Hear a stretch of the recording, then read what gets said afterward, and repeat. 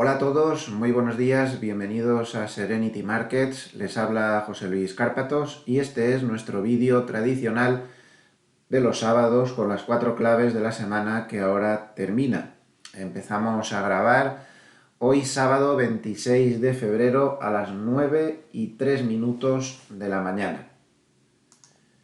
En una semana, pues, ¿qué quieren que les diga? Pues yo, en lo personal, pues ha sido una semana. He tenido algún problemilla que otro y además me he sentido muy triste durante toda la semana por lo que está pasando en Ucrania. Ya saben que para mí y para mi familia pues es un tema bastante delicado. Como saben, pues Álvaro es ucraniano, lo trajimos de un orfanato en una zona que está muy cerca de Donbass, la zona más martirizada de Ucrania desde hace ya 8 años ya, desde la anexión de Crimea. Aquello se complicó mucho. Y bueno, pues saben también que en el antiguo equipo de Serenity pues teníamos una ONG en colaboración con unas monjitas españolas que estaban allí en una misión en Kiev pues durante muchos años, y muchos de ustedes fueron socios de esa ONG hasta que la tuvimos que cerrar cuando la invasión de Crimea. Todo se complicó mucho y hubo que dejarlo estar. Pero bueno, pues son unos lazos de muchos años, conozco mucha gente allí, mucha gente, aparte de lo de Álvaro. Las pobres monjitas siguen allí. Sor Antonia, a la que muchos de ustedes se acordarán, pues sigue allí, con 80 y tantos años. No ha habido forma de convencerla, ni su familia, ni amigos como nosotros, de que saliera de allí, porque está muy mayor y yo no sé lo que puede pasar allí. Y ahí está. Entonces, pues sufriendo mucho. Y sufriendo mucho por ambos bandos, porque en los viajes que hice a Ucrania, que fueron bastantes, y si recuerdan, pues escribí la página muchas veces desde allí, ¿no? Desde Kiev y desde Dnipropetrovsk o algo así como se llama esa ciudad horrible, y desde la ciudad del orfanato de Álvaro, que está pegada a esta, pero es que ya ese nombre sí que no me sale, es un nombre ruso complicadísimo de decir. Pues en todos estos viajes conocí también a muchos rusos, ¿no? Y que también están sufriendo. Y he hablado con ellos en estos días. Este mundo es una locura. Siempre lo ha sido, ¿no? Al final las guerras las desatan cuatro sátrapas y cuatro pirados desde la comodidad de sus despachos, y ya la que vayan otros a matarse por ellos. Y más en un mundo moderno como este. ¿Ustedes se creen que... A ver, es que yo hablé ayer con gente que tiene a su hijo en el frente, y es lo que me decían. Dice, pero ¿tú te crees que a mi hijo le importa un bledo el Putin este y sus ansias, y sus chorradas y todo eso de que va a liberar no sé qué y todas esas idioteces que dice? Dice, mi hijo se ha ido allí porque le han obligado y, y está pasando las canutas. Y él no quería ir, pero a ver qué hace, ¿sabes? Y eso es lo que está pasando, es la realidad. El mundo es así, siempre ha sido así, ¿no? Las guerras no las montan los que están ahí dando tiros. Esos son en muchas ocasiones tan víctimas como los otros. Aquí está sufriendo todo el mundo. Y hoy, por ejemplo, como me levanto muy pronto, pues estaba leyéndome la crónica de Nadal, que ha ganado a Medvedev, el jugador este ruso, este chico es una promesa. Bueno, una promesa no, ya es una realidad del tenis, es el número uno. Ha pasado a Djokovic con todo este follón que tuvo Djokovic con las vacunas y demás. Como no está jugando muchos torneos, pues él le ha pasado, ahora es el número uno. Y Nadal, pues le ha ganado hoy, claro. La verdad es que Nadal está que se sale, es impresionante este hombre. Es que, madre mía, es un ejemplo para todos. Y hoy, perdonen que me alargue un poco, pero me apetece desahogarme un poco con ustedes de todo lo que está pasando. Si quieren, se saltan todo este trozo y les aviso yo cuando empiece ya la chicha, ¿no? Y bueno, pues leía la crónica, no me ha dado tiempo a verlo, no sé a qué horas habrá jugado. Como están en Acapulco, en México, pues hay mucho desfase horario. Y estaba leyendo la crónica. Nadal ha ganado bien. Nadal es que está que se sale, insisto, lleva 14 partidos seguidos ganando, ¿no? Es tremendo, y va a jugar la final. ha hecho un torneo magnífico y no hay que quitarle mérito a Nadal. Ya saben que yo soy muy nadalista y que me pierdo ni un solo partido me pierdo de los que se juegan en horario razonable, ¿no? Cuando está por ahí tan lejos, pues a veces sí.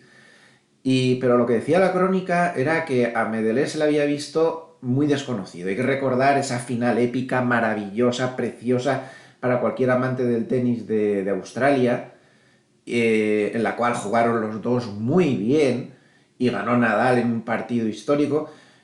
Decían que es que este chico ruso no era el mismo, no era el mismo, no era el mismo.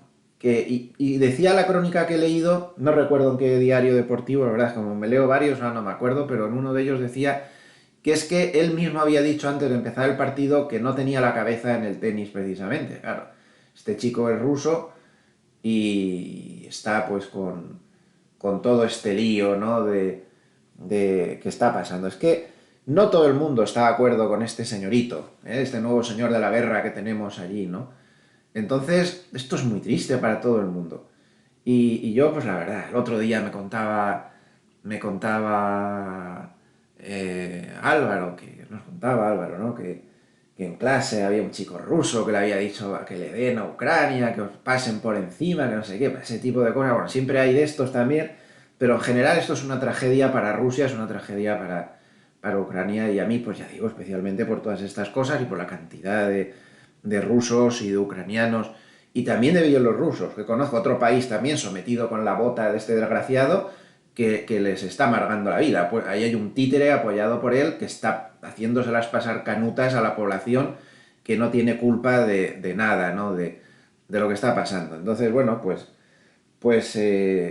mal en lo personal. Pero en fin, ya veremos, como ya iremos animándonos poco a poco. Por lo demás, pues de salud y todo eso, pues bien, trabajando. Y a ver si este fin de semana pues me intento descansar la cabeza un poco con mis series. Decirles que a nivel de series me ha gustado muchísimo, que la he terminado de ver hace muy poquito, la serie de Netflix ¿Quién es Ana? Muy buena.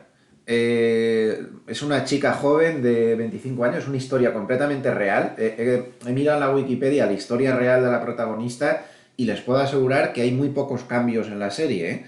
Está reflejando exactamente lo que pasó.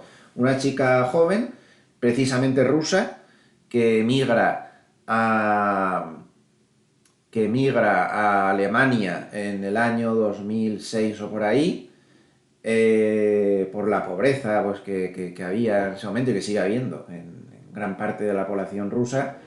Y bueno, pues se va a Estados Unidos y empieza a vivir por encima de sus posibilidades y con 25 años, porque casi por los pelos no levanta un imperio, que al final la pillan porque estaba estafando a todo el mundo, ¿no? Pero no he hecho spoiler, es que eso todo el mundo lo sabe y ya se ve desde el principio que va a pasar eso. Entonces, muy buena la serie Quién es Ana y ni contarles lo que estoy disfrutando de nuevo con la serie Billions, que ya va por el capítulo 6 me parece. Muy recomendada esa serie también para los que les guste el mundo financiero. También la serie de Quién es Ana te muestra un poco la realidad de esa parte del mundo financiero oscura donde todos son timos y todos son aparentamientos y todos son ese tipo de cosas, ¿no? ¿Qué les voy a contar, no? Estilo lo de las como pasó con la subprime y como tantas tropelías que han hecho algunos bancos a lo largo de esta historia moderna, ¿no? Es la falta de, no sé cómo decirlo, de comprobaciones, lo fácil que nos dejamos llevar la gente por cualquiera que en el mundo este financiero, ¿no? Cualquiera que salga con un, yo qué sé, como aquel de las minas de oro, que lo cuento en mi libro, que ni las había visto, no sé, ese tipo de cosas y de grandes fraudes, como Madoff y tal, todas estas cosas, al final se reflexiona mucho sobre eso en esta serie. Bueno, y Billions, pues bien, sería una lástima, es una lástima que sigan con ese lenguaje barroco que usan, que te hace que te pierdas media serie intentando saber qué están diciendo. Podían tener un lenguaje un poco más sencillo, pero bueno, el santo y seña de la serie, es el lenguaje barroco y la verdad pues es que está muy bien. Y, y nada, y pues antes de empezar con el análisis, pues un poquillo de propaganda, recordarles que si marcan Gloversias con V, gloversiasicaf.com, pues que pueden acceder a la página de Gloversia, de la que soy director de inversiones, y ahí están las dos SICAs que llevo en la casa y demás. Por cierto, que a partir ya del mes que viene, ya les anuncié hace unos días que iba a reforzar el equipo de asesoramiento intensamente, ahora que tengo tiempo y que estoy a tope con todo esto.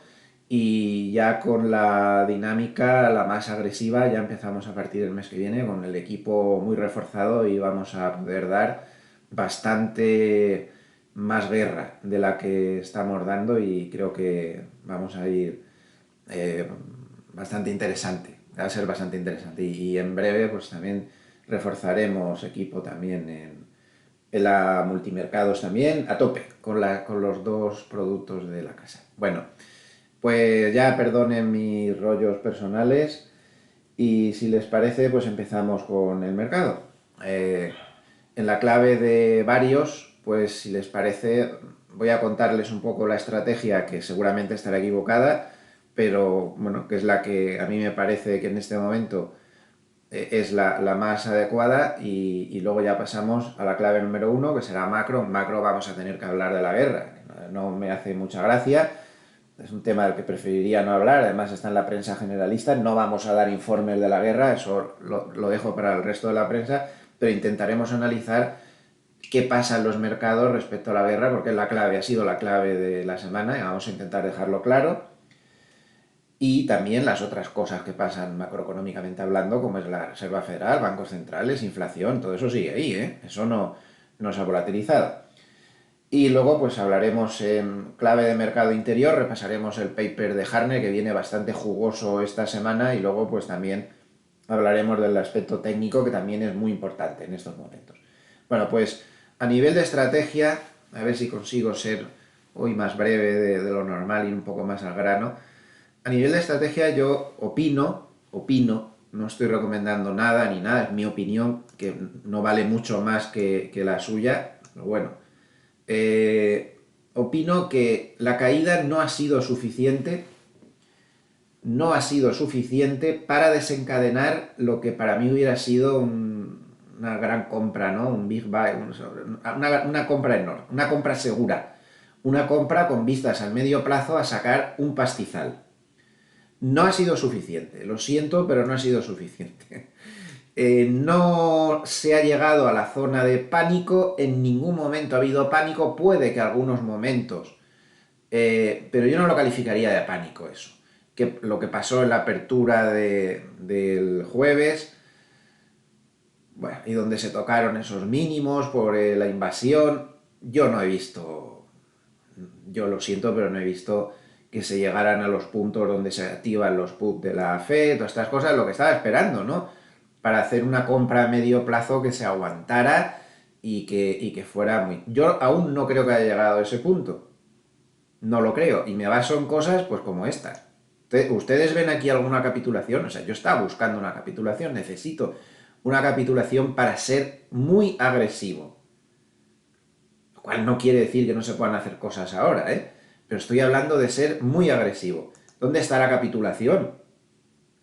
Sería la primera vez que un mercado capitula con los mercados oscuros con volumen comprador en todo momento. Y más bien alto. Ayer miren otra vez, claro, es normal, ayer hubo subidas muy fuertes. El volumen comprador es muy alto y es que en el peor de los momentos a lo máximo que llegó es a un volumen neutral comprador.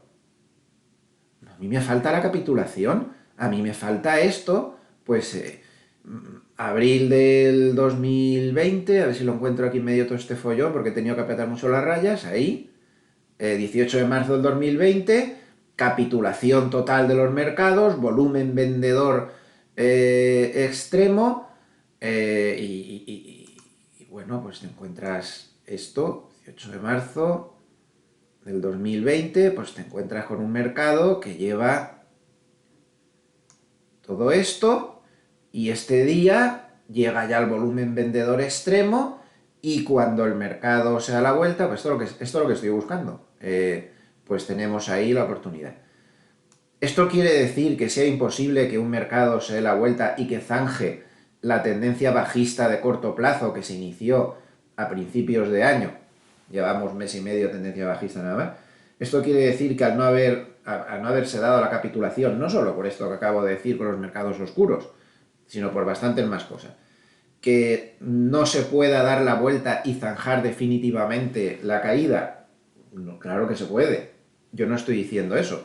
Solo estoy diciendo que el grado de confianza y de agresividad que uno podría usar si se hubiera dado la capitulación y hubiéramos empezado a ver ya los signos de vuelta, donde te puedes tirar absolutamente con todo, voy a ajustar el gráfico al vídeo, perdón, que no me había dado cuenta, no se ha dado.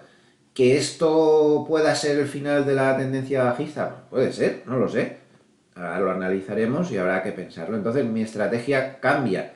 Mientras no se llegue a un punto seguro, yo no veo posibilidades de una agresividad tremenda para ir a por todas. Y ahora lo que sí que se ha demostrado también es que ha habido ahí un rebote muy fuerte. Aún no sabemos si es un rebote de gato muerto o si va en serio, pero digamos que aquí ahora se pueden volver a hacer cosas si se confirman las subidas y demás, pero en guerra de guerrillas. Yo ahora la estrategia que veo, al no haber llegado a un punto seguro, por ya un extremo de volatilidad muy fuerte, por una capitulación del mercado y demás, pues miren, ¿dónde está la capitulación? Esto es el comportamiento de los particulares calculado por MacroOps. ¿Ustedes ven alguna capitulación por algún sitio? ¿Estos que son los más débiles y que son los que primero capitulan? Pues no. Sí, bueno, ha bajado el nivel, pero como ellos dicen aquí, no es exactamente un nivel de capitulación el posicionamiento de los minoristas. Esto no es una capitulación. Esto es, pues que, bueno, pues que compran menos. Pero nada más. Nada más. Esto no. Yo, con todos los respetos, la encuesta de la Asociación Americana de Inversores Individuales la llevaría al taller. Lo digo todas las semanas. Yo no me fío un pelo ya de esa encuesta, ¿eh? Le veo que se le da mucha importancia. Sigo diciendo que están encuestando a los padres de los que están de verdad en el mercado ahora. Es como si me entrevistaran a mí. Pero a lo mejor mi hija, que no es el caso, ¿eh? Mi hija odia la bolsa, no sé de dónde me ha salido, que estuviera ya invirtiendo. Me parece a mí que la encuesta no la están haciendo a los particulares adecuados, ¿eh? Y esto es mucho más fiable que la encuesta. ¿Dónde está la capitulación? No hay capitulación. ¿Cuál es la táctica a seguir?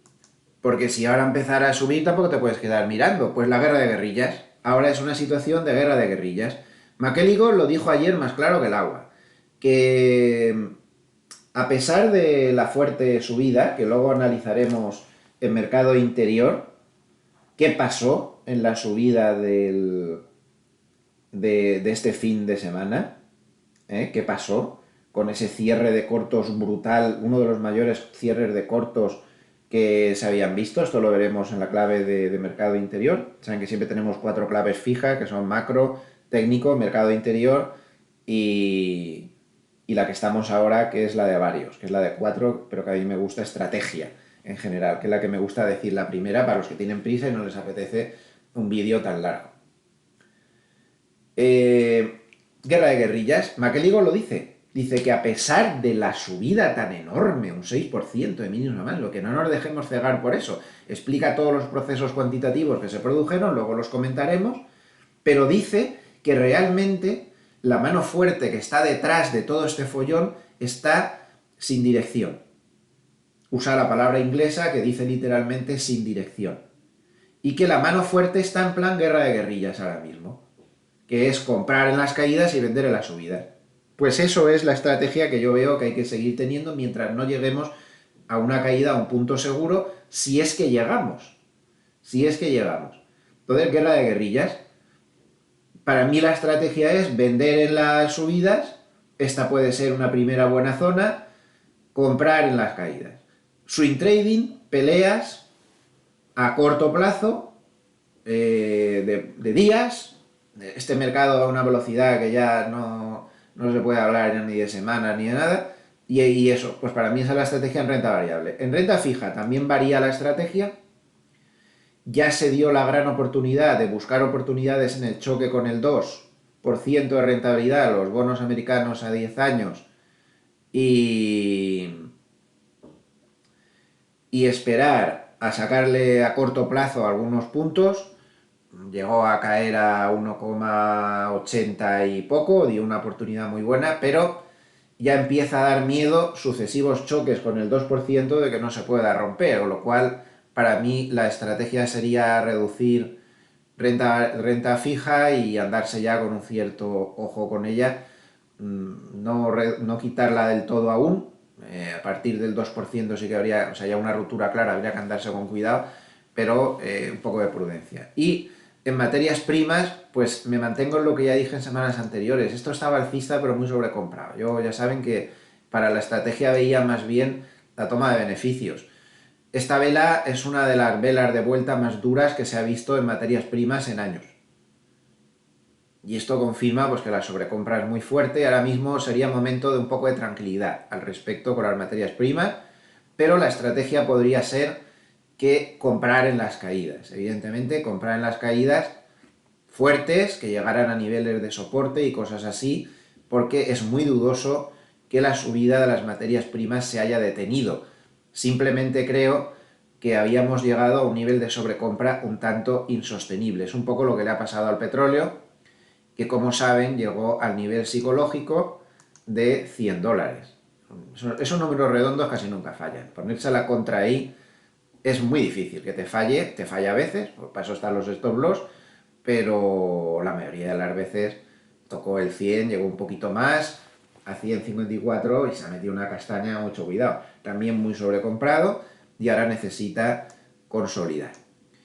Digamos que si el mercado de renta variable quisiera, decía McElligott, como siempre, en un paper brillante, es un hombre que analiza los mercados muy bien, ya saben que a mí McElligott y Harness son los dos que más me gusta y me gusta seguir, pues decía que el mercado si quiere de verdad ir a algún sitio, que con esta violencia de ahora no va a ningún lado, que lo que necesita es una consolidación, que antes de una vuelta fiable necesita consolidar, dejar de ser un partido de ida y vuelta. En este momento el mercado es como esos partidos de fútbol que son de ida y vuelta, un equipo le mete un contragolpe al otro, casi marca, el otro aprovecha para meterle otro contragolpe a su vez, son esos partidos rotos donde se atacan el uno al otro. Lo que cree McElligott es que ahora se necesitaría un partido de posesión de balón, de mucho dominio de balón, que las cosas se fueran calmando, y otros analistas piensan que se tiene que calmar la volatilidad, que con la volatilidad a estos niveles aún no pueden ser las subidas fiables. Yo no digo que no sean las buenas, no lo sé, pero que aún podrían no ser las subidas fiables. Y es que la volatilidad pues sigue muy subidita de tono. Miren este gráfico de Refinitiv, agrandarlo un poquito, que no se les salga de marco. Bueno, pues el MOVE, que es el índice de volatilidad de los bonos, como podemos ver, está por la estratosfera sideral, pero por la estratosfera sideral. Está en el máximo de muchos años atrás, es este. Este es el MOVE, que es exactamente como el VIX, pero para ver la volatilidad de los bonos. Se lo hago un poco más pequeño, no se me salga del marco. Miren por dónde está. Y el VIX, voy a agrandar, el VIX, que es el de la bolsa, miren dónde está. Está a 28. Eso no puede ser. Con estas volatilidades no te puedes fiar de nada. Las subidas más fiables pues son las que se producen con volatilidades así de bajas, que ahí sí que puede estar bastantes días metiendo trayazos al alza de bastante consideración. En el momento en que empieza a subir la volatilidad, ya mal asunto. Las subidas buenas siempre con volatilidades más bajas. De momento la volatilidad está altísima y hay que esperar a que, digamos, que la polvareda de contraataques hacia un lado y hacia el otro, pues se calme. En un corolario sobre, además, sobre estrategia, yo diría que hay que darle un vistazo y llevar cuidado al paradigma que había hasta ahora de que value mejor que otros sectores y demás, ¿eh? No sé yo si con el nuevo panorama que se ha dibujado en los últimos días, hemos comentado muchas veces que habría que aprovechar los rebotes del spread, los rebotes a la contra del spread, value contra crecimiento para atacar, a favor de value y corto de crecimiento, no sé yo, conforme se están conformando las cosas ahora, empieza a estar dudoso cuáles son las rotaciones correctas en este momento ya. Ayer por factores no se vio mucha historia, pero por si acaso vigilemos. Este fue el cierre de ayer por factores y como vemos todo subió. El value subió también mucho, 2,64, y el crecimiento menos, o sea que sigue un poco la pauta habitual, pero no sé, yo creo que habría que vigilar un poco. A lo mejor una toma de beneficios del Express si se está posicionando favorablemente y se está ganando dinero, igual no estaba de más. El crecimiento subió menos, 1,69, y no hubo así grandes descolgados.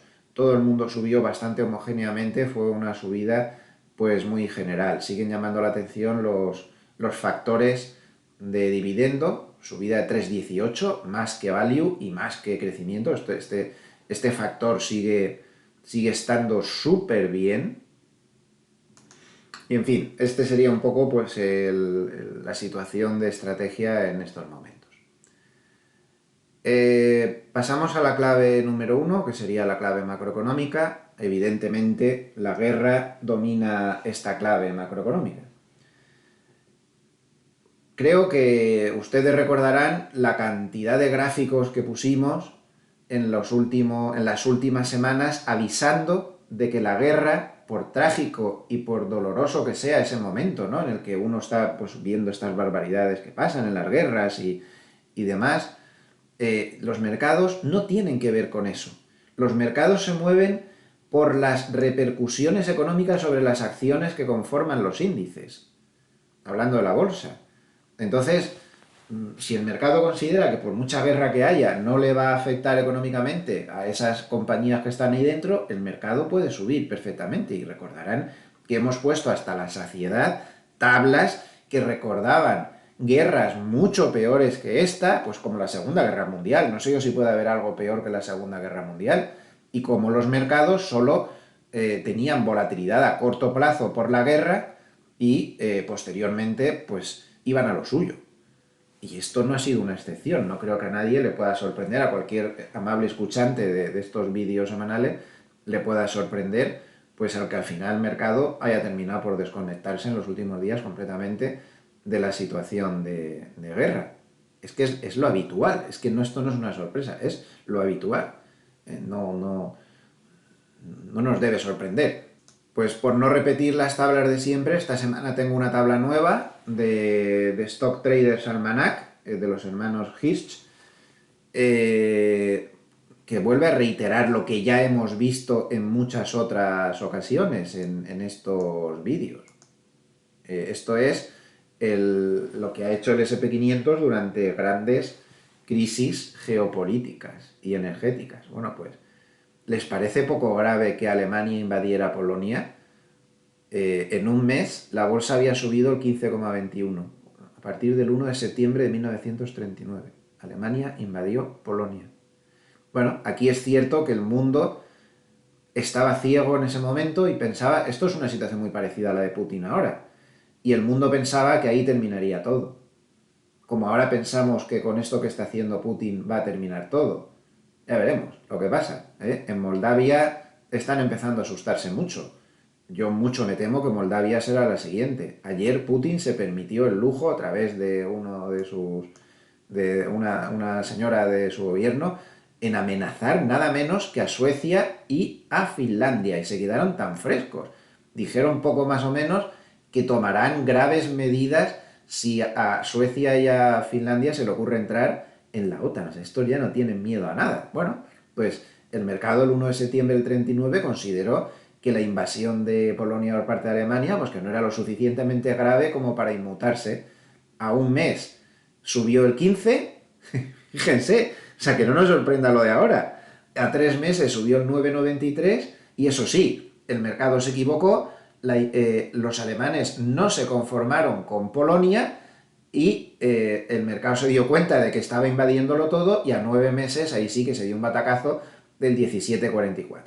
Luego ya el 10 de mayo del 40, Alemania invade Francia, la situación es gravísima, la guerra ya es un desastre, y aquí sí que en un mes la volatilidad de corto plazo fue tremenda, menos 26%, pero si nos fijamos, a partir de ahí empezó a remontar.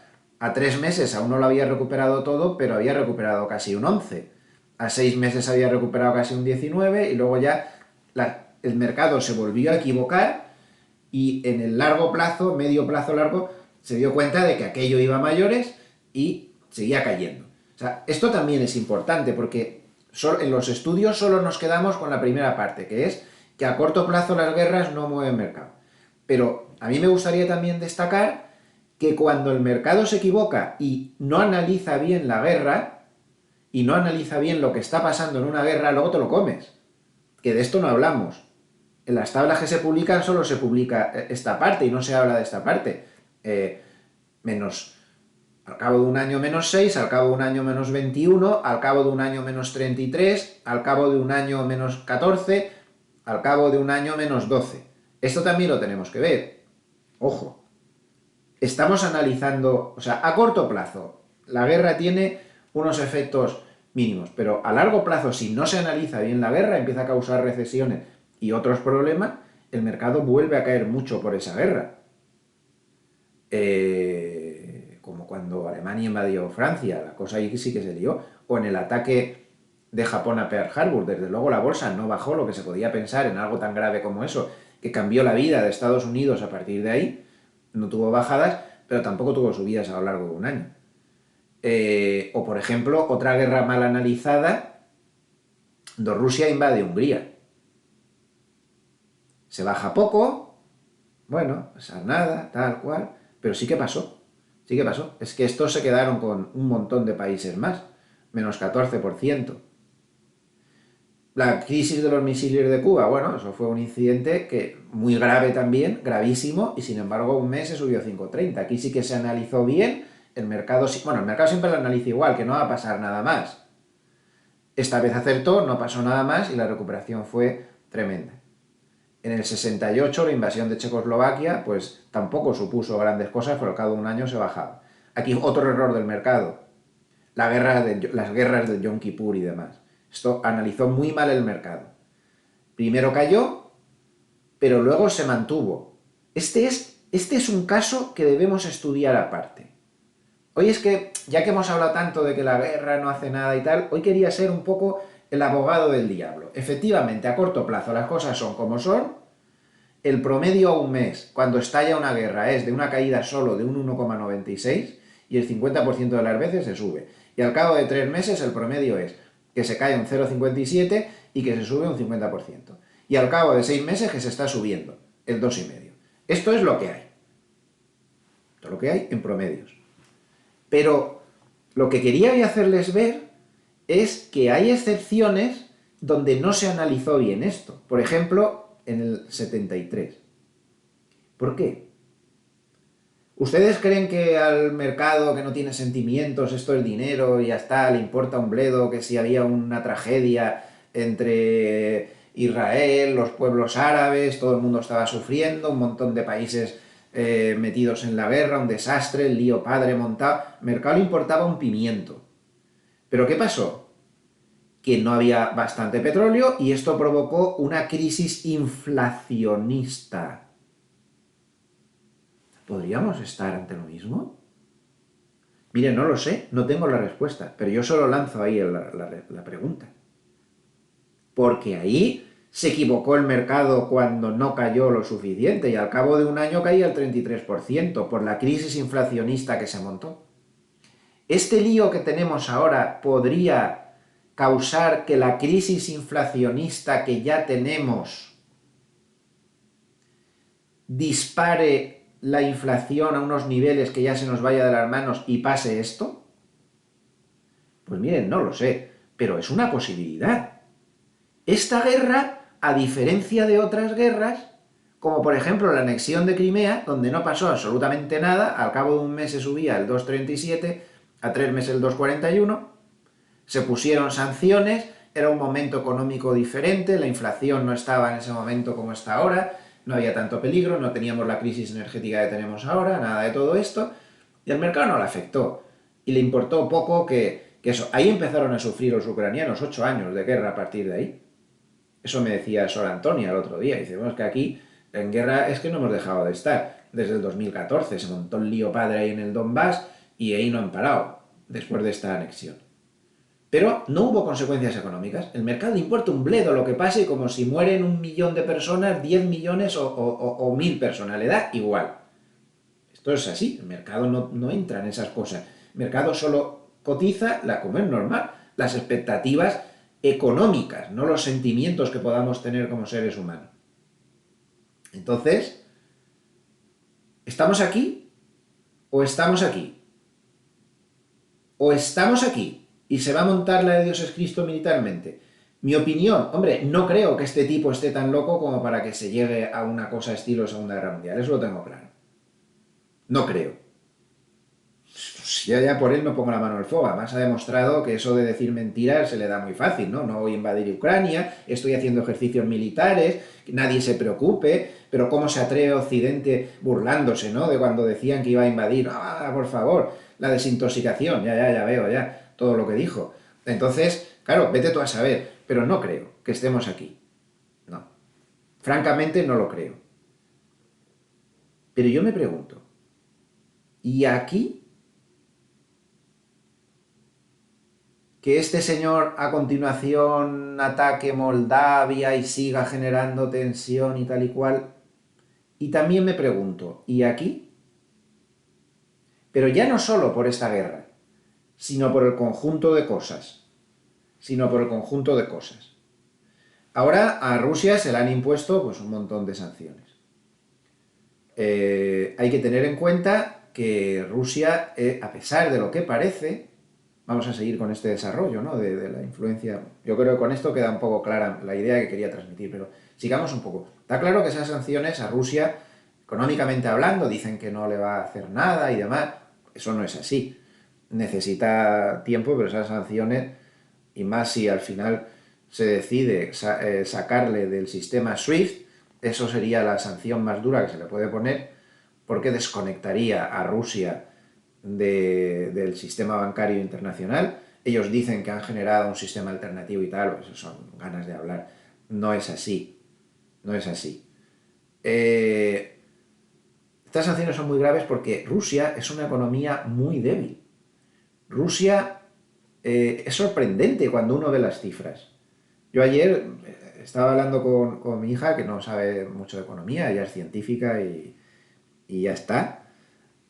Por cierto, si alguien tiene por ahí un trabajo de científica, que no dude en escribirme, porque yo creo que mi hija tiene que avanzar en su carrera. La he convencido ya que intente ver más posibilidades. Bueno, pues yo estaba hablando con ella y le decía, bueno, es que Rusia es un país económicamente muy débil. Y me decía, ¿qué va? Rusia será, pues, Estados Unidos como Estados Unidos y China, ¿no? De grande económicamente. Digo, pues no. Y las cifras son aplastantes. Miren las cifras. Esto es el tamaño de cada economía, que la mejor forma de medirlo, pues, es con el Producto Interior Bruto, ¿no? Producto Interior Bruto, pues ya saben que es todo lo que bienes y servicios que se producen dentro de un país en millones de dólares.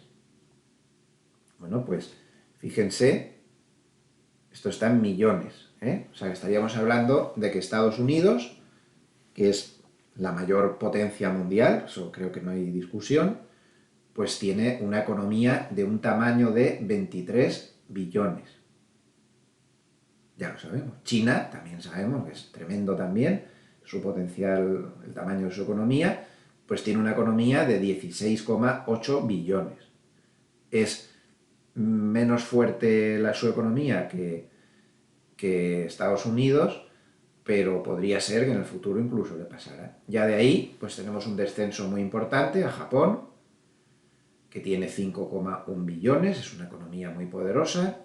Economía alemana, también muy poderosa, 4,2 millones, Reino Unido 3,1, la gran potencia emergente que es India, pues 2,9. El problema está en la renta per cápita que tiene la India, ¿no? Muchos de estos países, claro, China también tiene una economía muy cercana a la estadounidense, pero la renta per cápita es infinitamente menor, que es un poco lo que pasa en la India también. Pero bueno, estamos hablando solo de tamaño de economía. Francia 2,9, aún no hemos visto a Rusia.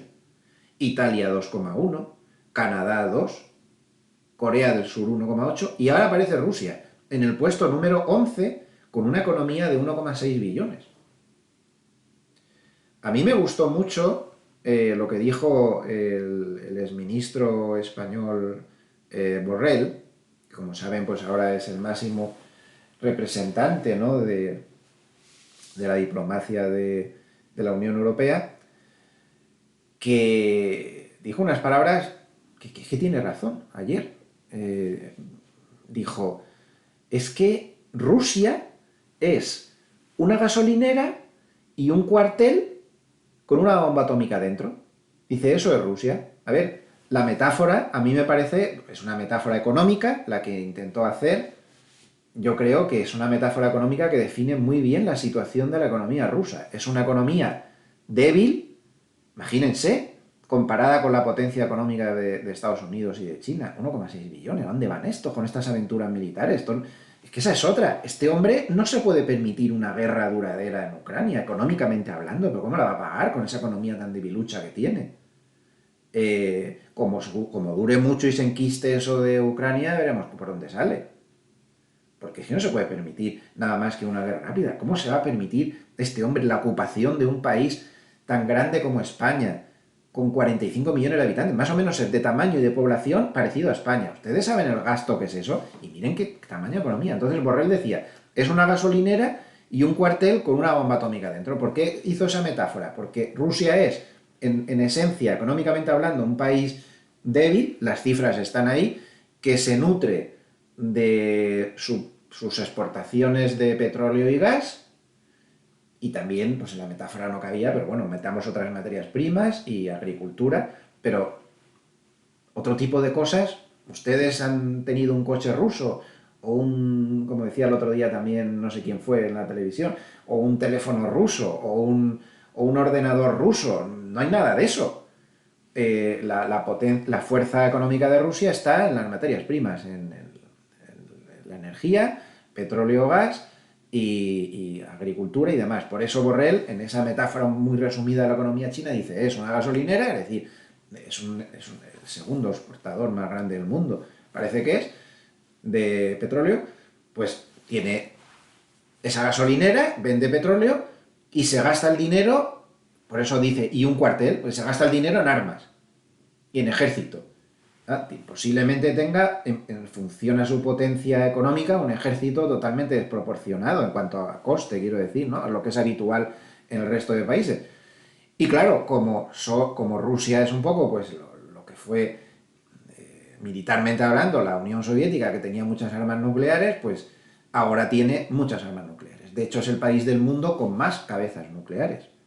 Tiene 6.000 y pico, y por debajo de Rusia está Estados Unidos con 5.000 y pico, y ya muy lejos, con 200 y pico, Reino Unido y Francia, que serían las otras potencias militares de la zona. Esto es en esencia la economía rusa, pero ya ven, ¿verdad que es sorprendente esto? Entonces, claro, esas sanciones económicas a una economía tan débil como es la rusa, eso de que no les va a hacer nada, económicamente hablando y con la calculadora en la mano, es incorrecto. Claro que le va a hacer. Otra cosa es que al mercado le hayan parecido insuficientes. Pero claro, fíjense la reacción el jueves cuando Biden anuncia las sanciones y el ETF ruso, que estaba cotizando en ese momento, el ETF que cotiza en Estados Unidos de la bolsa rusa, ahí lo tienen, se sopla una subida del 10,75% en los instantes después de que Biden anuncia las sanciones. Porque al mercado parece que le parecen insuficientes.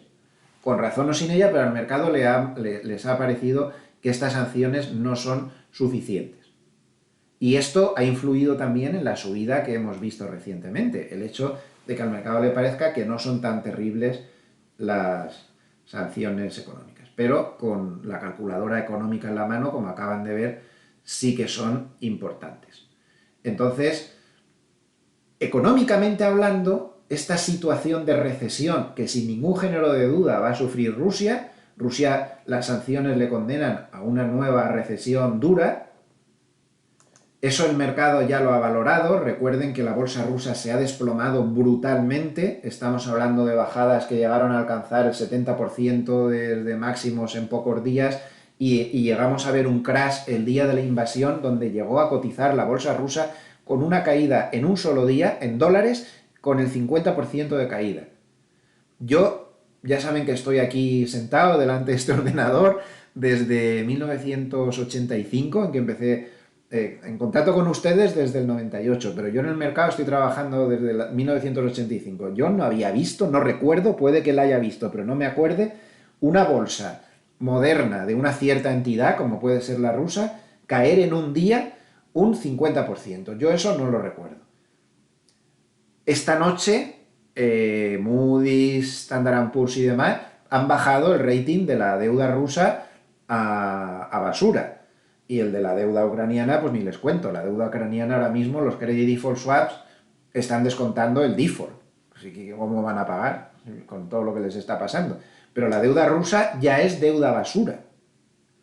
En un país ya han visto, pobre económicamente, la renta per cápita española, para que hagan una comparación, es de unos 23.000 dólares. Estoy hablando de memoria y perdónenme porque puede que me equivoque, unos 26.000 dólares, más o menos. Y la renta per cápita rusa será de 13.000. Y tampoco somos en España la repera en bote, es la mitad. El país no está para mucha historia. Voy a verlo bien, no me fío de mí. Vale, aquí está. San Google nos lo resuelve todo. Renta per cápita española, 27.057 dólares. Mire qué casualidad. Está aquí puesta Rusia. Es casualidad, no lo he preparado. 10.126. Por ejemplo, Portugal tiene 22.000 dólares y Rusia solo tiene 10.000. Claro, y que se lo gastan todo en armas. Por eso Borrell hizo esa metáfora de que Rusia es una, no es sin ánimo alguno de ofender, es una metáfora económica, una gasolinera y un cuartel. Está muy desproporcionado el gasto que conlleva todo eso, ya veremos si lo puede aguantar. Eso, el gasto que está cometiendo ahora militarmente también va a aumentar la recesión. Bien, esa recesión en Rusia, ¿para qué nos interesa? Porque a fin de cuentas es un país que, como acabamos de ver, económicamente hablando, aparte de otras cosas, es débil. Pues hombre, precisamente por el petróleo. El problema es ese.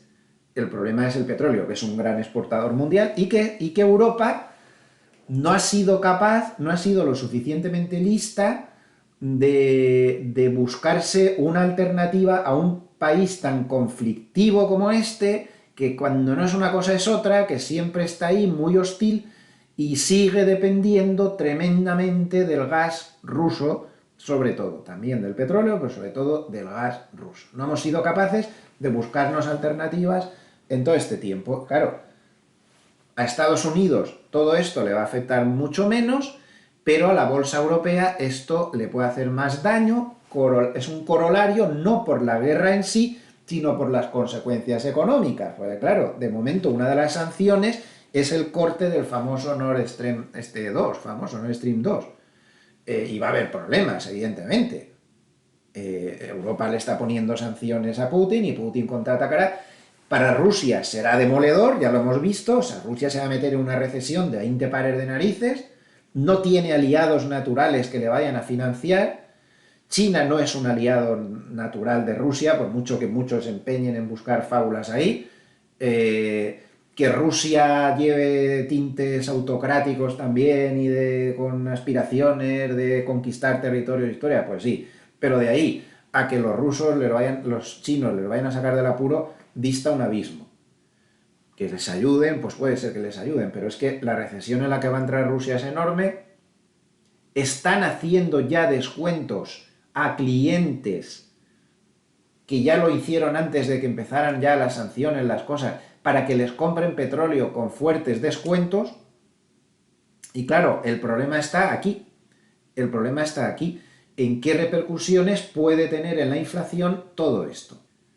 Goldman ayer, pues intentando salir al paso de todo esto, tengo varios estudios ahí, pero sería aburrido y pesado y intento que los vídeos sean frescos y que no se aburran. No hace falta que veamos estudios, pero Goldman ayer, por ejemplo, publicó un estudio diciendo que si las cosas se siguen torciendo con el tema de las sanciones y demás, que el petróleo, que ya está casi a 100 dólares, ya tocó los 100 dólares el otro día, pues está a 91,59, podría llegar a 125. Esto nos puede parecer una tontería, pero los estudios dicen que cada 10 dólares que sube el petróleo, la inflación sube 0,3 puntos.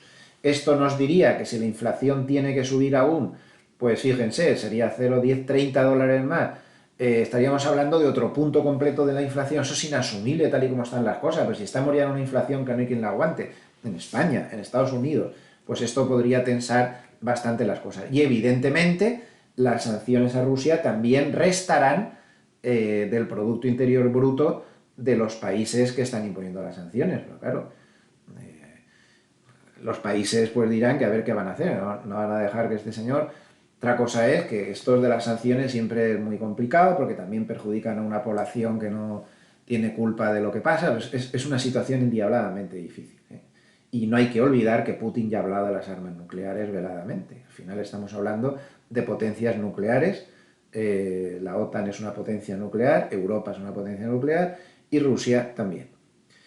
Y bueno, pues esto es muy complicado. Es diabólicamente, la situación geopolítica es diabólicamente complicada, pero el mercado ha, esto hay que dejarlo muy claro, ha eliminado ya de la ecuación el factor guerra. O sea, el factor guerra ya no cotiza, el mercado, por decirlo de alguna manera, ya ha abandonado su suerte a los que están contendiendo la guerra, le da igual, piensa que pase lo que pase, conquisten Ucrania, se carguen a más, se carguen a menos, que salvajada pase ahí o que no deje de pasar. Al mercado le da lo mismo, ya lo ha descontado.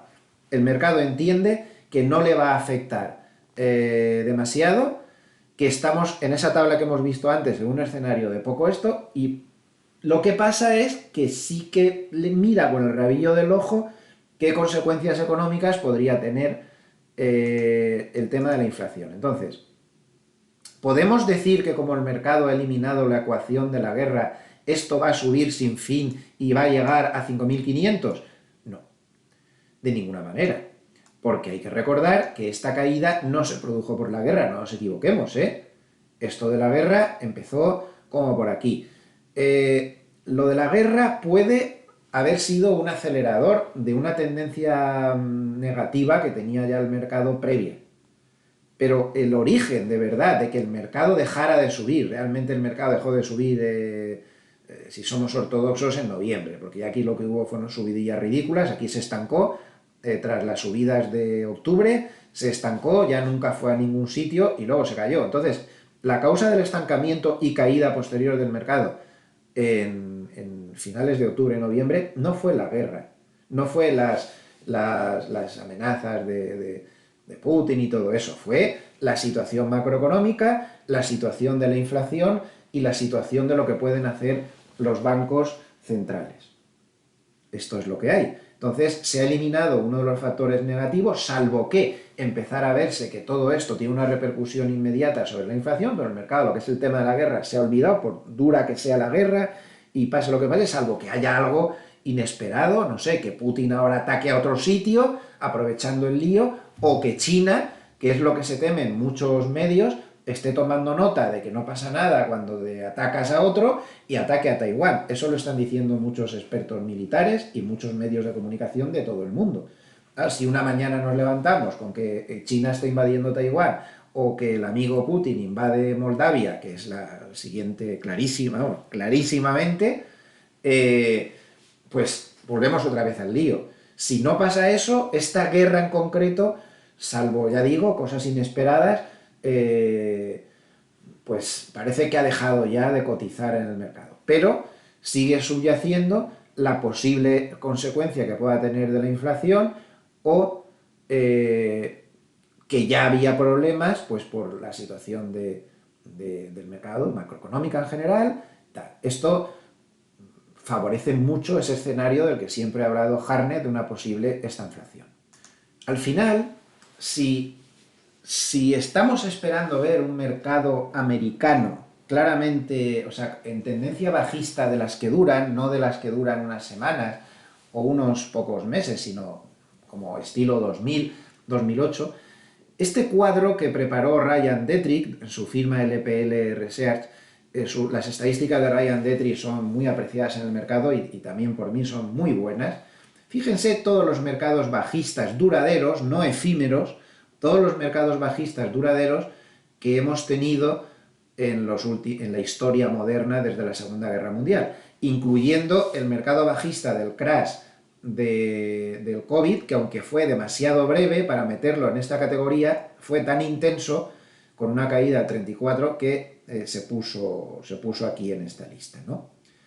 Todos los mercados bajistas, observen esta columna, casi siempre han estado acompañados de recesión. Ha sido la recesión quien les ha alimentado. Yes, yes, yes, yes, yes, yes, yes, yes. Desde el 87, donde no había recesión cuando se produjo el crash, si quitamos el 87, desde los años 60, cuando nacimos algunos, yo en el 60 para ser exactos, siempre, desde 1968, siempre, haciendo esta excepción del 87, todos los mercados bajistas duraderos han venido porque apareció una recesión. Esto es lo que hay. ¿Hay amenazas de recesión ahora mismo en Estados Unidos? Pues no. No tiene buena pinta el crecimiento, es muy preocupante, posiblemente acaben en una recesión, pero así ahora a corto plazo no lo parece. A medio plazo Harnett asegura que sí que lo habrá. Ahí queda este dato. Muy bien, no deben ver la economía a las manos fuertes, porque fíjense en este gráfico, ya hemos comentado muchas veces que hay un ratio entre los ETFs XLI, que es el ETF de consumo discrecional, y el XLP, XLY es el otro, y el XLP, que es el consumo que llaman los anglosajones staple, consumo de estantería, consumo, las patatas, la ropa, la gasolina, el coche, todo ese tipo de cosas, ¿no? Y en discrecional pues estaría si me compro una tele, si me compro un coche o cosas así. Entonces, claro, evidentemente cuando las manos fuertes ven chunga la economía, se ponen cortos de consumo discrecional y largos del consumo básico, que ese no se va a parar. Y miren el ratio, ¿eh? La castaña brutal que se ha metido el ratio consumo discrecional contra consumo de estantería, consumo básico. Luego, la mano fuerte, por mucho que digan, y aunque no hayan tomado posiciones al respecto, muy claro no lo ven. Sí ven la posibilidad de que cuando el ratio llega tan abajo, sí que se está empezando a descontar una posibilidad real cercana de recesión. Es lo mismo que nos indican el aplanamiento de las curvas de tipos en Estados Unidos. Entonces, así a muy corto plazo no, pero puede ser que sí que se esté cerniendo una recesión. Ya veremos. En los años 70 fue totalmente compatible en un proceso de esta inflación durísimo el tener una inflación muy alta con una crisis económica de crecimiento enorme. Por eso no se puede descartar. El indicador de crecimiento adelantado semanal del Instituto de Análisis del Ciclo Económico, ECRI, pues tampoco pinta bien. Está indicándonos que se está enfriando la economía a toda velocidad, más claro agua, ¿eh? Fíjense ya por dónde va el indicador. Y la inflación, pues a lo suyo. Esta semana, bueno, como todo el mundo estaba pendiente de Rusia, este dato pasó inadvertido, pero no creo que deba pasar para nosotros inadvertido en absoluto, ¿no? Aquí tenemos en un gráfico, este gráfico es de Zero Hedge, de la web zerohedge.com, tenemos en rojo, que es lo que nos interesa, la subyacente PCE. Este indicador PCE, que son las siglas de esto que pone aquí, es el que mira realmente la Reserva Federal para ver la inflación cómo va, por encima del IPC. Bueno, pues tuvimos un dato de 5,2%, de 5,2%, 6,1% el dato general, un dato subyacente de 5,2%, que es, si se fijan, el dato mayor desde los años 80. Este es el verdadero problema del mercado. Este es el verdadero problema del mercado. Este es el verdadero problema que causó todo este estancamiento y luego estas cosas. Lo de la guerra vino después. Luego no se han eliminado todos los aspectos de riesgo de la ecuación, ni muchísimo menos. Ni muchísimo menos. Bien, pasamos a la clave número 2 de mercado interno. Miren lo que les decía que dónde estaba la capitulación. Fíjense, estas son las posiciones en futuros de los hedge fund. Estas son las posiciones en futuros de los hedge fund. ¿Dónde está la capitulación? Si esta semana, con las caídas que hubo al principio de la semana, hemos tenido el posicionamiento neto de largos en el SP500 mayor desde octubre del 2018. Y no me vale la teoría que yo mismo barajé y que he visto por ahí analizada, con toda la buena intención, de que esto en realidad eran las coberturas de los cortos que estaban abriendo los valores individuales. No es correcto, porque tengo por ahí el dato de... No sé si lo tengo en gráfico, un momento. No, no lo tengo en gráfico, me acuerdo perfectamente. Las posiciones cortas de los hedge fund en valores individuales del SP500 están al menor nivel de muchos años.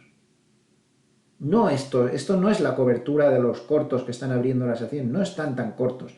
Esto es que están posicionados al alza, con razón o sin ella, en toda la caída.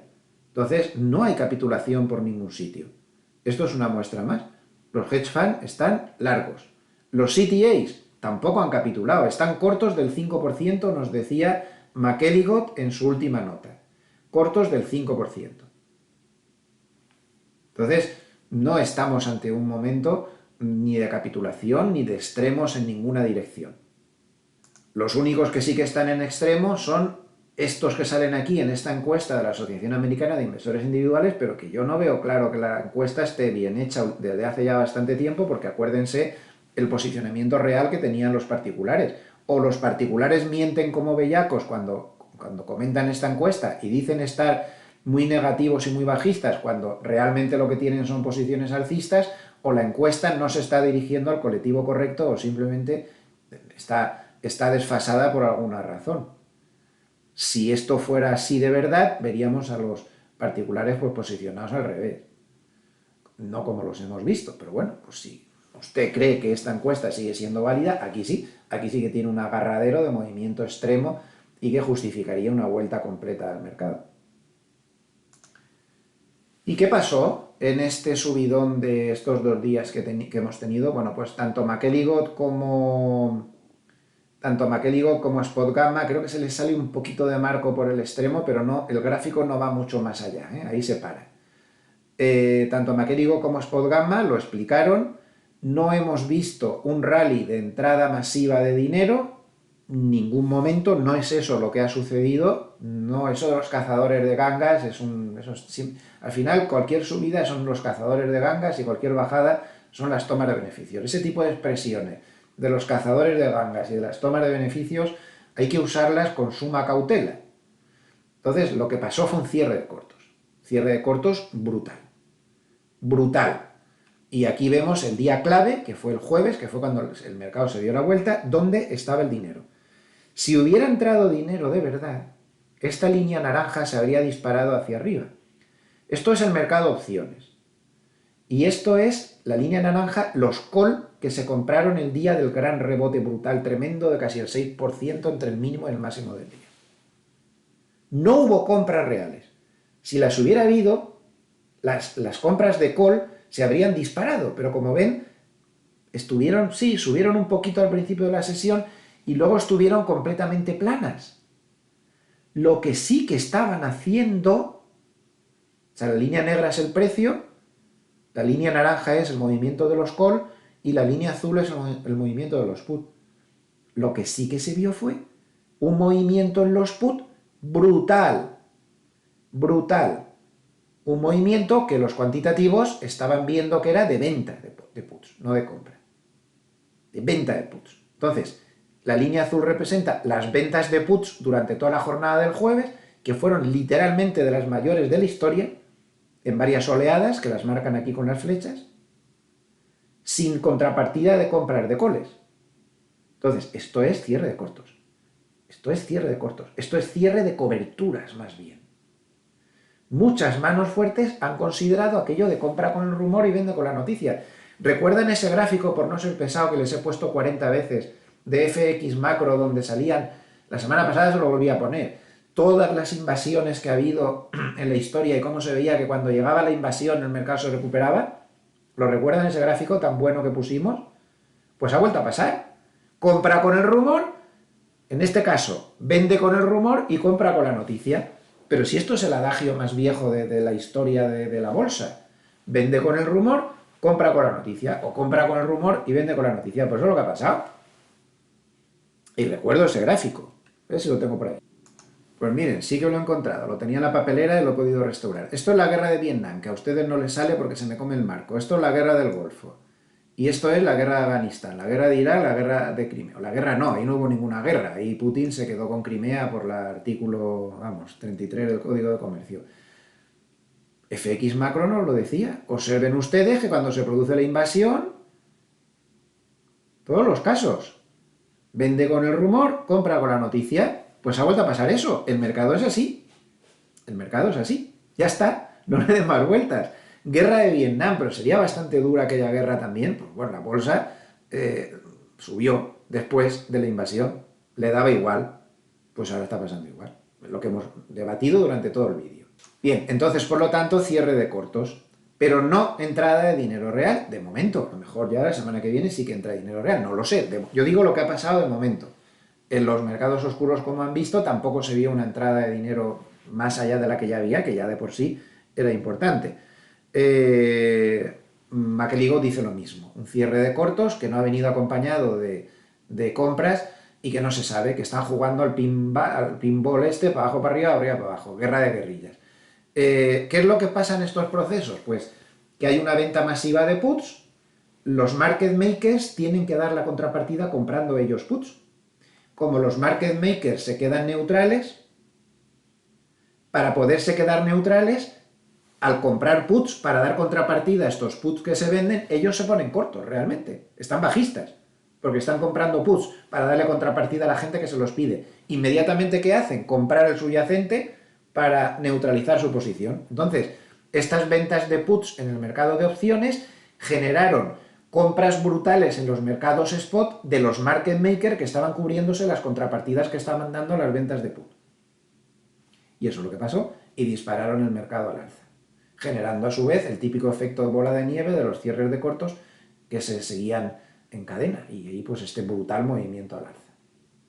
Seguimos en mercado interior, vamos a darle un repasito al paper de Hartnett, que esta semana pues tiene con bastantes cosas. En primer lugar, el indicador Bullenberg sigue sin darnos muchas pistas, baja de 4,2 a 3,9, pero sigue en una zona neutral que no nos sirve de gran cosa, así que no le prestamos mayor importancia. Empezamos a ver algunas cosas interesantes de Hartnett. Dice, por ejemplo, el gran dibujo, ¿no?, general del mercado. La geopolítica exacerba en el 2022 la inflación, la subida de tipos, o sea, la inflación, los shocks, perdón, está aquí la palabra clave. La geopolítica no causa los problemas, pero simplemente los exacerba, que es lo que hemos defendido en todo el vídeo. Al final Hartnett dice lo mismo. La guerra está ya olvidada para el mercado, pero las consecuencias económicas pueden exacerbar los shocks de inflación, de subidas de tipos y de crecimiento. Y este tipo de situaciones, pues dice que son sinónimas o que son parecidas a las que se han visto en los últimos 250 años en crashes, pánicos bursátiles y guerras y demás, los últimos 250 años. Gráfico 2, vamos a darle un vistazo, pues aquí lo tiene. Este hombre siempre hace unos gráficos muy interesantes. A ver si lo consigo agrandar. ¿Dónde está el signo más? Aquí. Ahí lo tiene. Situación real de los tipos de interés del Tesoro a 10 años. A ver, cuando en economía oigan la palabra real, lo que quiere decir es que está ajustado por inflación. ¿Correcto? Cuando no se dice la palabra real, se pone nominal, que es sin hacer caso de la inflación. Entonces, siempre que vean la palabra real, estamos hablando de que va incorporada la inflación. Como él pone aquí, esto sería la rentabilidad del bono americano a 10 años del Tesoro, menos la tasa interanual del IPC. Así obtenemos fácilmente la tasa real de bono americano a 10 años. ¿Qué ha pasado? Fíjense que en todas las ocasiones en las que la tasa real, es decir, rentabilidad del tipo americano a 10 años, del bono americano a 10 años, menos la tasa de inflación interanual, se ha metido en la zona negativa, la cosa ha terminado mal. Esto generó el pánico de 1796, esto generó, aquí hubo una guerra, aquí hubo otro pánico, aquí hubo otro pánico, por aquí hubo otro pánico, son pánicos antiguos que en algunos artículos que tengo por ahí colgados por internet he hablado de todos ellos. Primera Guerra Mundial, también se produce este fenómeno de irse las tasas reales a negativas. Segunda Guerra Mundial, también con las tasas reales en negativo, la gran crisis del 73, que ya vimos que fue muy grave, y ahora, esto es la gran crisis financiera del 2008, que ahí las tasas negativas estuvieron poco tiempo, y ahora estamos otra vez con tasas negativas muy importantes. Claro, lo que quiere decir Hartnett es que seamos realistas y que este fenómeno de las tasas reales negativas al ajustarlas por inflación nunca ha traído nada bueno a nadie. Luego es un dato a tener en cuenta, hablando siempre del medio o largo plazo. Bueno, sigamos. Los flujos de fondos de la semana, 7.000 millones de entrada en cash, 6.200 millones de entrada en bolsa, 600 millones de entrada en oro, 3.500 millones de salida de bonos. Y miren lo que dice Hartnett. Al ver esto, con 6.200 millones de entrada en bolsa, cero capitulación en el posicionamiento de la bolsa, a pesar de que se ha desconectado esto de los flujos del precio y de todo. ¿Vale? Y sigue avisando sobre un fenómeno del que hablamos la semana pasada. Ojo a las fuertes salidas de dinero de bonos de corporativos de grado de inversión, de bonos de alta rentabilidad y de bonos emergentes. Ojo con eso, que eso está siendo compensado con entradas en bonos del tesoro, y ese tipo de situaciones es cuando las manos fuertes descuentan que puede venir una recesión que haga bajar a la inflación. También hay ventas de TIPS, aunque aquí no lo pone, que son activos protegidos contra la inflación. Bueno, dice muchas cosas importantes. Si quieren, pues paren ustedes el vídeo y lo ven, pero no me da tiempo a comentarlo todo porque hoy viene muy jugoso. Dice que el 31% de los índices globales, mundiales, están por debajo de la media de 50 y de 200 días, y que las grandes señales de compra, esas compras seguras que te dan un pastón ingente a largo plazo, solo se producen históricamente cuando más del 80% de los índices mundiales están por debajo de las medias de 50 y de 200. Como ven, una observación realmente muy interesante, como casi todo lo que dice Hartnett. Entonces dice que él sigue bajista, que él cree que va a haber un shock de inflación, un shock de subidas de tipos de interés y un shock de crecimiento como consecuencia. Yo también creo que eso es muy posible. Y esto va a conllevar a retornos negativos en el 2022 para la bolsa y para los bonos. Sigue opinando, no ha cambiado de opinión, que el put de la Fed, es decir, el punto de caída de bolsa en el cual la Reserva Federal reaccionaría, estaría en un SP500 por debajo de 3.800. Él dice literalmente que nosotros creemos en cash, volatilidad, commodities, que los emergentes y emergentes, que lo harán mejor que crédito, o sea, bonos, valores y capital privado en 2022. Y que un mercado bajista secular, o sea, un mercado bajista de los duraderos, de los que duran mucho tiempo, se ha iniciado en la tecnología, entre otras cosas. Entonces dice que la época de los excesos de los bancos centrales han terminado, la verdad es que se han pasado mucho, que la inflación en Wall Street, la globalización ha terminado y que empieza una era bajista de intervención gubernamental, social y de polarización política y social. Pues puede ser también. Como ven, muy optimista no es. Cada uno que piense lo que quiera. Main Street, es decir, la inflación en la calle, el aislamiento geopolítico empieza, debemos preparar las carteras para un escenario de estanflación, con un dólar teniendo mucho protagonismo, y lo que pasó en los 70 muestra que pues hay que ser alcistas en real assets, o sea, en activos reales, en commodities, tips, pequeñas compañías, value, emergentes, eh, pero que, sin embargo, en el periodo de esta inflación, se habla en general de los 70, pero que dice que en cambio, en el periodo de esta inflación de 1973 y 1974, solo los commodities funcionaron. Nada de todo esto funcionó.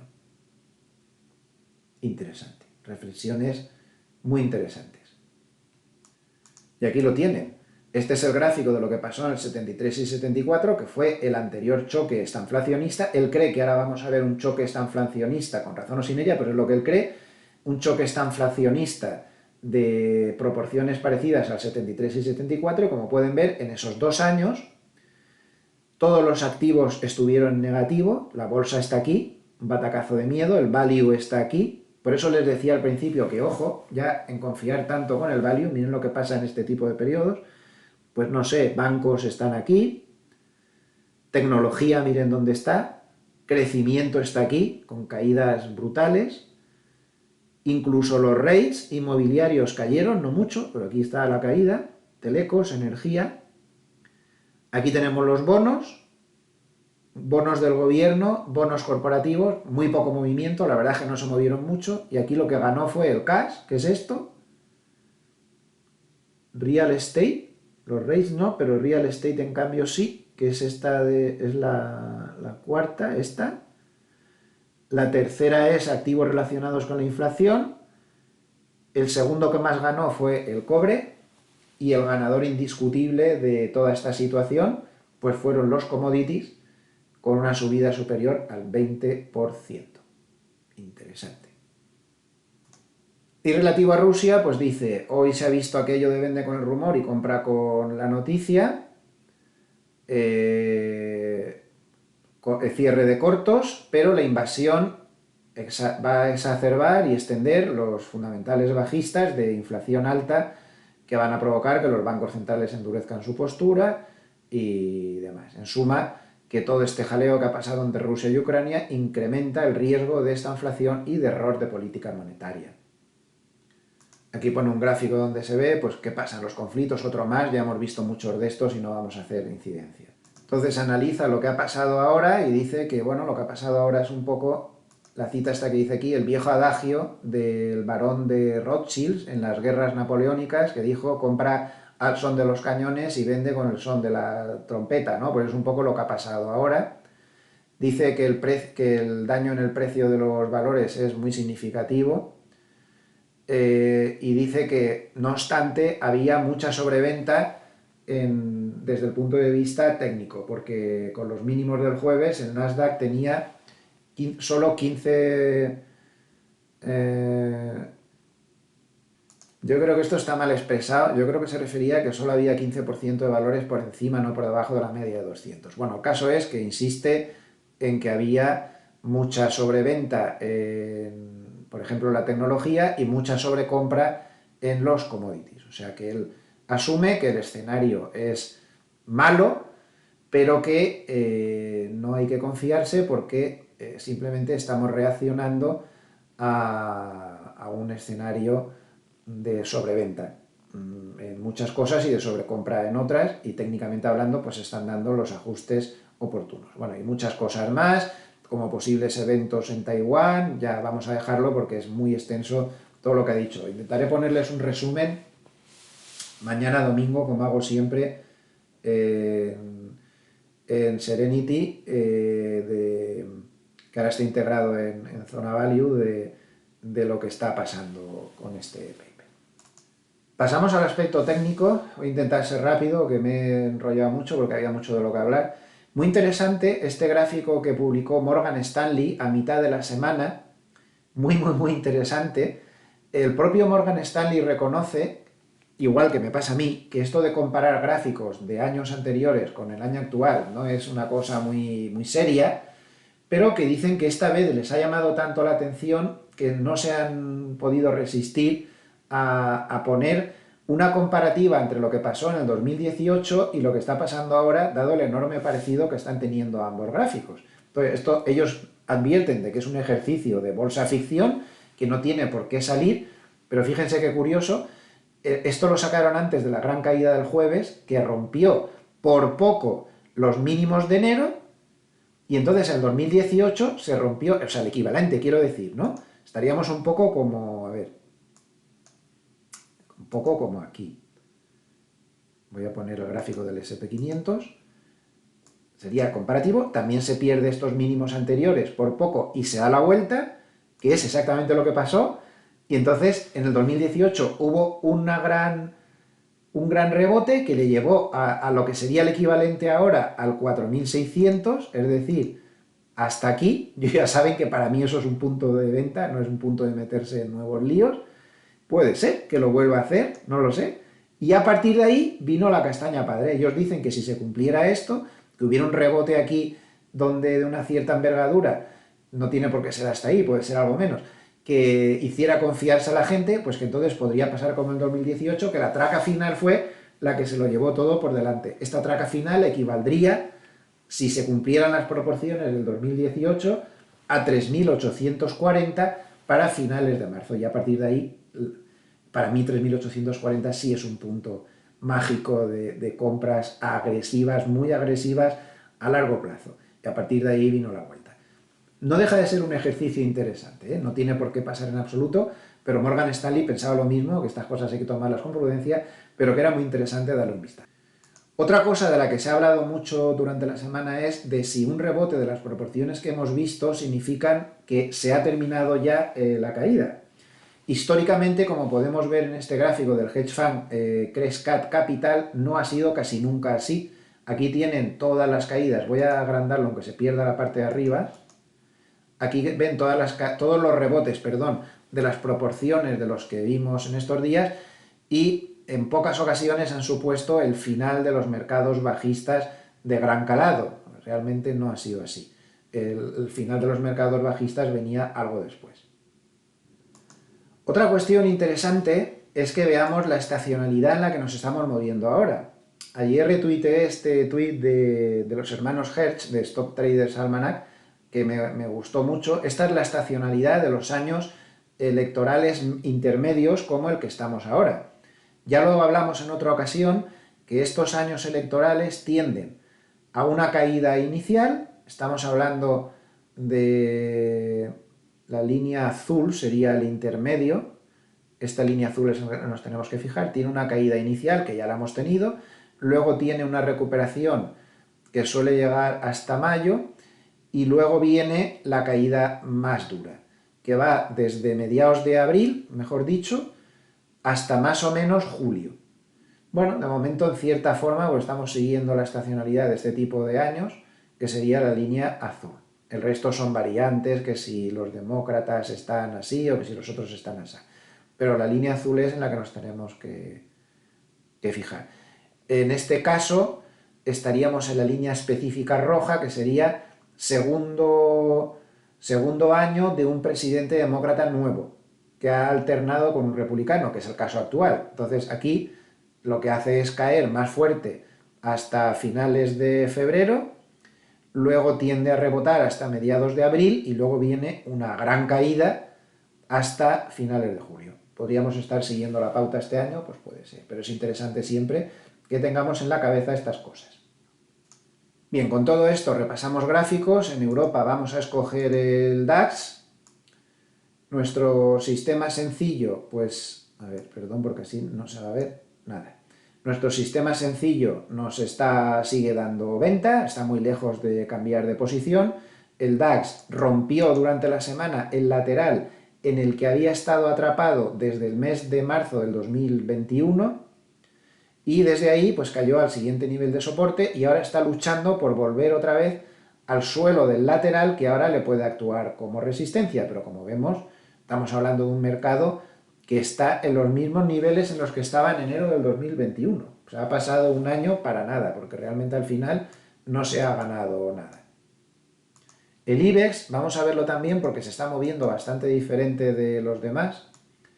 Bueno, pues este dio señal de venta, rojo rojo, y en la caída del lunes, pues ya de apertura, estaba confirmando la señal de venta, ha cambiado a venta, ¿no? Está en un periodo confuso donde está dando muchas señales falsas que estarían dando pérdida. De momento ha vuelto a meterse otra vez claramente por debajo de la media de 200 y se ha ido al suelo del gran lateral que tiene desde marzo. Sería muy importante que no pierda ese suelo porque ahí sí que el potencial de caída que tendría sería enorme. Por encima pues tiene resistencias por todos los lados que avisan que hay que ser prudentes. Tiene la media 50, de 100, de 200, casi en escalera consecutiva esperándole. El euro se vio muy afectado por las turbulencias durante la semana, ha cortado de raíz su intento alcista, han aparecido dos bolitas rojas, por lo cual si se pierde este mínimo volvería a estar con señal bajista. No sé yo qué posibilidades tiene de bajar tanto, me parece a mí que ya ha bajado mucho. De momento está en lateral, como podemos ver, es un lateral como bastante claro. Los bonos pues siguen bajistas, podemos escoger el bono americano a 10 años, aquí no hay mucha historia, pero el sistema sencillo ha dado dos bolitas verdes. Tendría que romper este máximo de aquí con claridad y con amplitud para que cambiara de sesgo y por primera vez en mucho tiempo empezara a dar alcista, aun contratendencia, pero bueno, porque está por debajo de las medias. Pero de momento está teniendo un lateral, pero puede ser que reanude las caídas, no se puede saber. Aquí recuerden que es el entorno de la resistencia de rentabilidad del 2%. Bueno, el SP500 lo hemos analizado ya hasta la saciedad, ya solo tiene soporte por debajo 4000, este soporte no nos vale, y por arriba pues la línea directriz bajista que le está canalizando bien en todo el año, ahí entre esa zona y la media de 200, es decir, 4462, 4480, ahí tenemos la gran resistencia, el gran rival, el antiguo suelo del triángulo. Toda esa zona es absolutamente vital. Por debajo, si pierde el mínimo, pues ya soporte en 4000. En un primer toque es un número muy redondo, podría rebotar, pero yo no me fiaría mucho porque el soporte de verdad, ya saben, que todo el mundo lo ve, y punto FED por esta zona de aquí. Desde el punto de vista del sistema sencillo, pues nunca llegó a confirmar el cambio de dirección, sigue corto por lo tanto desde muy arriba, y ahora pues vuelve a tener bolitas rojas, con lo cual pues no hay mayor historia. El Nasdaq, pues ahí lo tenemos, también está completamente bajista, que está muy lejos de los niveles de resistencia, y es de destacar que este nivel que vemos aquí está muy cerca del retroceso de Fibonacci del 38, tengo el gráfico puesto de una manera que no lo van a ver bien, así mejor. Está muy cerca del retroceso de Fibonacci del 38,2% de toda la gran subida previa que habíamos tenido. Pero de momento, resistencia aquí, donde está la media de 200, que aún está muy lejos, una primera resistencia en esta zona del 14.475, por debajo del mínimo de esta semana, pues sálvese quien pueda. Ahí la caída podría ser muy grave. El oro, pues feísima la vela que dibujó el jueves, sigue en tendencia alcista por el sistema sencillo, pero esta vela es como muy preocupante, puede que esté sometido a una corrección, pero de momento continúa alcista, aquí no hay más historia que darle. Si consiguiera volver a situarse por encima de 1907, pues sería bastante positivo. Y lo dejo aquí ya porque me comprometí con ustedes a no pasarme de hora y media y estamos a punto de sobrepasarlo. Así que muchísimas gracias, 1.000.000 de gracias por ser tan amables de escuchar estos vídeos, que pasen muy buen fin de semana Y a nivel de vídeos personales, les espero el lunes con el vídeo de apertura. Recuerden que todo lo que he dicho son opiniones mías personales, que no tienen que hacer ningún caso y que lo único que cuenta es su análisis particular, que es el que vale. Hasta el lunes, que descansen.